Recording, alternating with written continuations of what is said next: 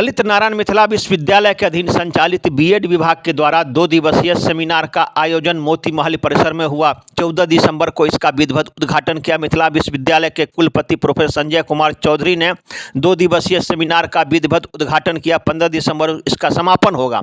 इस सेमिनार में पहुंचे अतिथियों ने अपनी अपनी बातें बताई।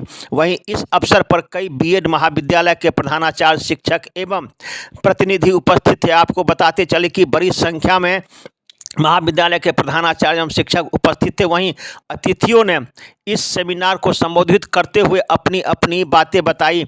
देखिए एक रिपोर्ट दरभंगा दर्शन न्यूज से मनोज झा।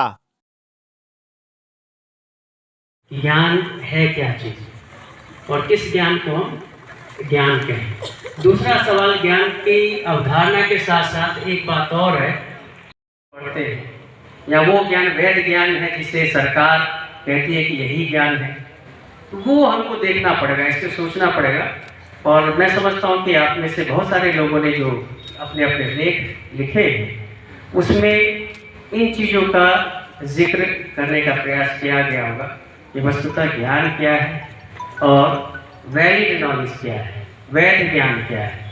तो ये एक बहुत बड़ा मुद्दा है और इस मुद्दा पे बिना चर्चा किए हुए मैं नहीं समझता हूँ कि इस सेमिनार को पूरा किया जा सकता।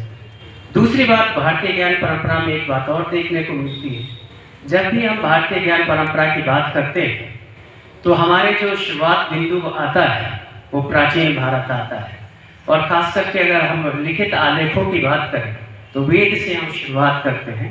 हम खुद को न जान पाए, अपनी ज्ञान परंपराओं को न जान पाए, खुद से अपना परिचय न हुआ, अपना स्वाभिमान न जगा तो देश आजाद नहीं हुआ। राजनैतिक आजादी वास्तव में पूर्ण आजादी नहीं हो सकती है। आज तक जितनी भी क्रांतियां हुई हैं, विश्व में जितनी भी क्रांतियां हुई हैं बंधुओं, उसमें सांस्कृतिक पुनर्जागरण और हमारे जो बुद्धिजीवियों का विचार अग्रणी रहा है।